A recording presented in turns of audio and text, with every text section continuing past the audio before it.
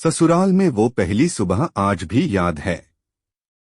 कितना हड़बड़ा के उठी थी, ये सोचते हुए कि देर हो गई है और सब ना जाने क्या सोचेंगे। एक रात ही तो नए घर में काटी है और इतना बदलाव जैसे आकाश में उड़ती चिड़िया को किसी ने सोने के मोतियों का लालच देकर पिंजरे में बंद कर दिया हो। शुरू के कुछ दिन तो यूं ही गुजर गए। हम घूमने बाहर चले गए।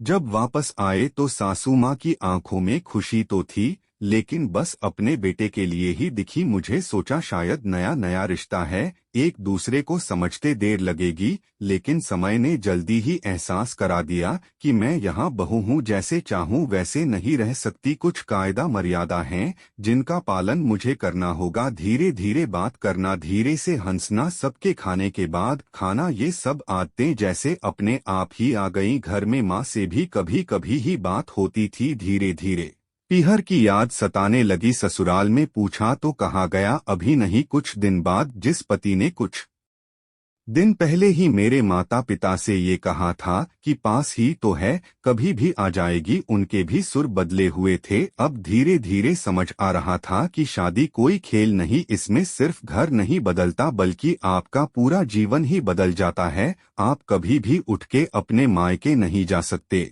यहाँ तक कि कभी याद आए तो आपके पीहर वाले भी बिन पूछे नहीं आ सकते। मायके का वो अल्हड़पन, वो बेबाक हंसना, वो जूठे मुंह, रसोई में कुछ भी छू लेना, जब मन चाहे तब उठना, सोना नहाना, सब बस अब यादें ही रह जाती हैं। अब मुझे समझ आने लगा था कि क्यों विदाई के समय सब मुझे गले लगाकर रो रहे थे। असल में मुझसे दूर होने का एहसास तो उन्हें हो ही रहा था, लेकिन एक और बात थी जो उन्हें अंदर ही अंदर परेशान कर रही थी कि जिस सच से उन्होंने मुझे इतने साल दूर रखा, अब वो मेरे सामने आ ही जाएगा। पापा का ये झूठ कि मैं उनकी बेटी नहीं बेटा हूँ अब और दिन नहीं छुप पाएगा। उनकी सबसे बड़ी चिंता ये थी, अब उनका ये बेटा जिसे कभी बेटी होने का एहसास ही नहीं कराया था, जीवन के इतने बड़े सच को कैसे स्वीकार करेगा। माँ को चिंता थी कि उनकी बेटी ने कभी एक गिलास पानी का नहीं उठाया तो इतने बड़े परिवार की जिम्मेदारी कैसे उठाएगी। सब इस विदाई और मेरे पराये होने का मर्म जानते थे, सिवाय मेरे, इसलिए सब ऐसे रो रहे थे जैसे मैं डोली में नहीं अर्थी में जा रही हूँ। आज मुझे समझ आया कि उनका